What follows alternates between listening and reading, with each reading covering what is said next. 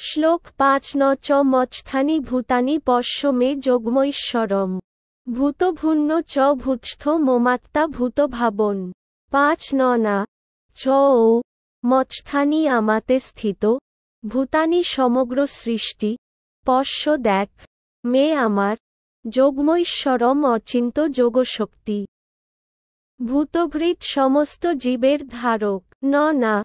চ ও ভূতস্থ জড় সৃষ্টির মধ্যে মম আমার আত্মা স্বরূপ ভূতভাবন সমগ্র জগতের উৎস গীতার গান আমার শক্তিতে থাকে ভিন্ন আমা হতে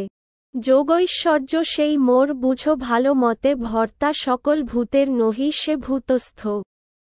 ভূতভূত নাম মোর ভূতাদি তটস্থ অনুবাদ যদিও সব কিছুই আমারই সৃষ্ট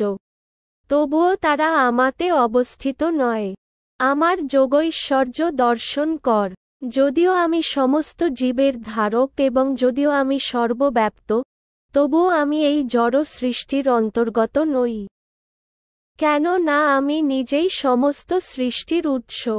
তাৎপর্য ভগবান এখানে বলেছেন যে সব কিছু তাকে আশ্রয় করে আছে মচ্ছানি সর্বভূতানি ভগবানের এই উক্তির ভ্রান্ত অর্থ করা উচিত নয় এই জড় সৃষ্টির পালন পোষণের ব্যাপারে ভগবানের কোন প্রত্যক্ষ সম্পর্ক নেই কখনো কখনো ছবিতে দেখি যে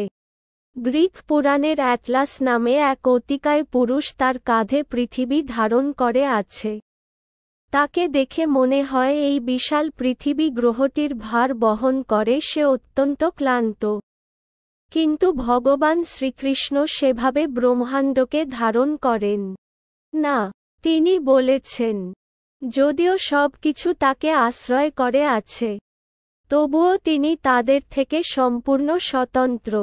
গ্রহমণ্ডলী মহাকাশে ভাসছে এবং এই মহাকাশ হচ্ছে ভগবানের শক্তি কিন্তু তিনি মহাকাশ থেকে ভিন্ন তিনি স্বতন্ত্রভাবে অধিষ্ঠিত থাকেন তাই ভগবান বলেছেন তারা যদিও আমার অচিন্ত শক্তিতে অবস্থান করে কিন্তু তবুও পরমেশ্বর ভগবানরূপে আমি তাদের থেকে স্বতন্ত্র এটিই হচ্ছে ভগবানের অচিন্ত ঐশ্বর্য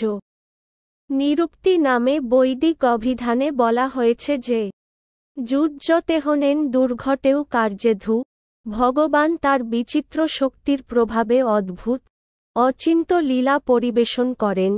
তিনি বিভিন্ন শক্তিসম্পন্ন পুরুষ এবং তার সংকল্পই হচ্ছে বাস্তব সত্য